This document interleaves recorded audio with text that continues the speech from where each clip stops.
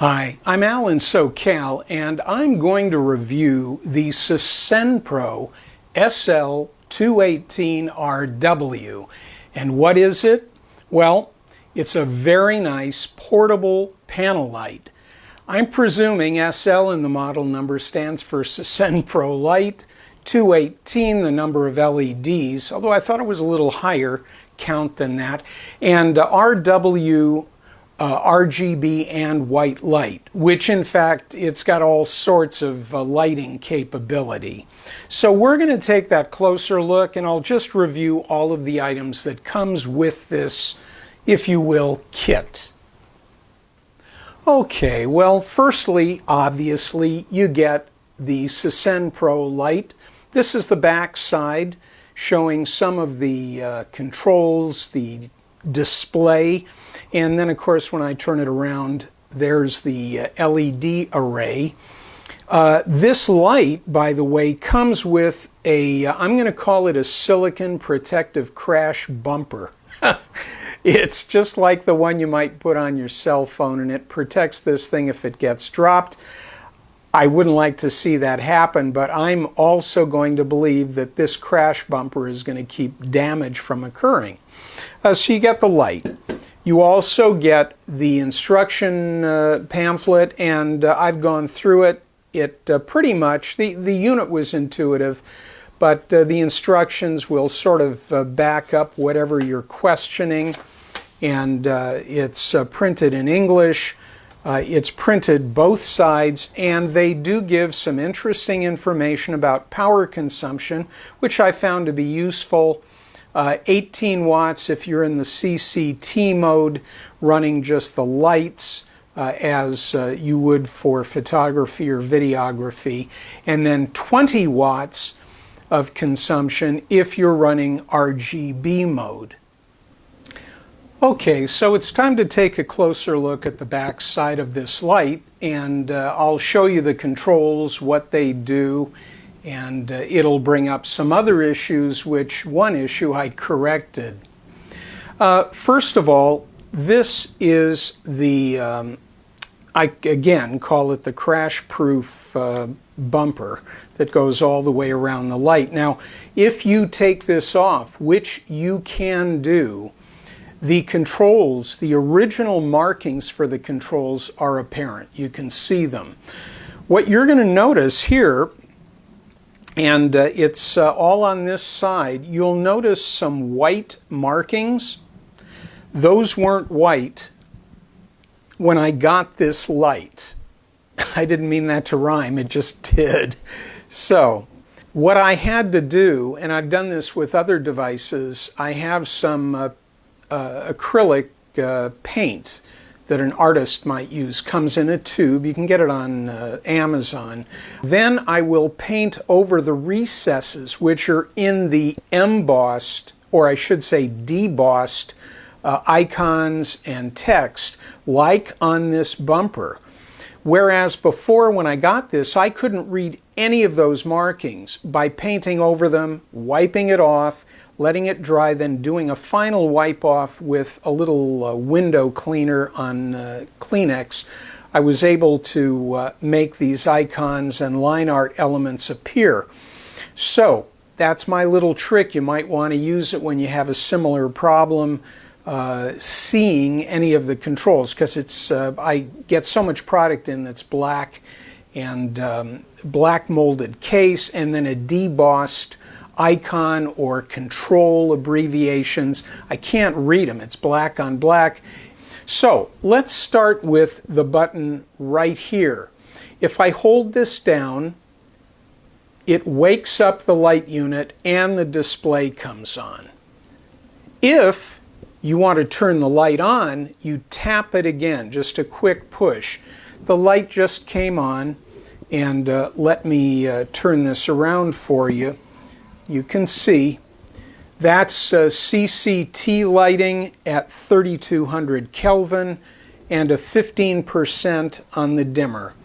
So talking about these controls, now these two controls obviously are your dimmer, increase or decrease. I went down to 0. Now we're going to go up, and you can see the display will start registering the percentage. So that dimmer works with almost all of the lighting options. Let's bring it back. We were at 0. Okay, so power, dimmer. Then you go over to the left here, and at the top you have M for mode. Right now it's just standard lighting. Turn it a little this way. I hit it again and we go to the specialty lighting. These are the party lights, various specialty lights, and there are just so many. This one happens to be one of the scenes. They've got up to 20 scenes. If I hit the mode switch again, I'm going to go into the RGB, and I'm at 356 right now. Well, point being, there are just a lot of options with this light. And all of your controls being on the back side, with that digital display, you can do quite a bit. Let me show you what it's like after you take this bumper off. Okay, so after we somewhat denuded the light by taking this this silicon type bumper off, you can see the back side of the light and all of those controls we talked about, and you can then see the original markings that the manufacturer put directly into the case. But of course, once you put the protective bumper on, you don't see any of that. That's when the markings I enlightened with that white infill become helpful on the protective perimeter crash bumper, as I say. So that's what this light looks like on the back side. And just to run over some features that made this a worthwhile investment of time for me, of course I'm reviewing it for you. It's got an IP67 weatherability marking or rating, full variable brightness and color controls, absolutely. 20 special lights, RGB 0 to 360. Well, the 0 to 360 is the full variability of this thing. The 20 special lights is a separate option. And now the other little feature, magnet back. The back side here is magnetic, such that you could drop this, or not drop it, well, unless you have the bumper. You could apply this to a ferrous panel, a steel type panel, painted or otherwise, painted or raw, and it'll stick. So if you didn't even have a tripod or anything, you had something of steel construction, there was a flat surface, this would quite possibly support itself. And then the last item, which I already mentioned, was the 4,400 milliampere battery capacity. And that is where the adapter cable comes in. There's an input and an output on this device. This is the 5-volt in right here on this side as you're looking at the display. Let me just bring it in for you. Okay, so this is the charging input.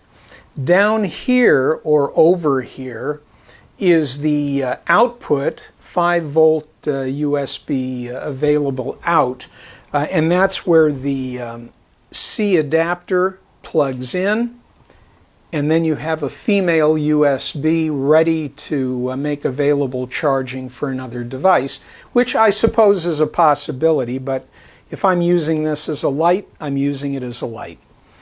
So that's pretty much it. That's the item. I like this light. I think the price point's fair.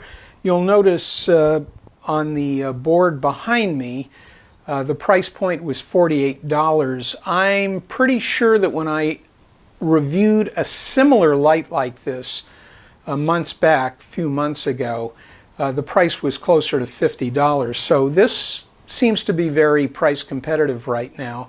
And if I were getting a small panel light, because so many of those small lights that I was enamored with are in the high 20s to $30 range, low 30s, to spend what, another $18 for this light, I would recommend you do that. This really is a quality light. And when they start tagging it as an IP67, you have to believe this is not going to be a cheap case. So it's really a well-machined aluminum case, and the light has plenty of LED power. I recommend it. I think it's a 5-star value.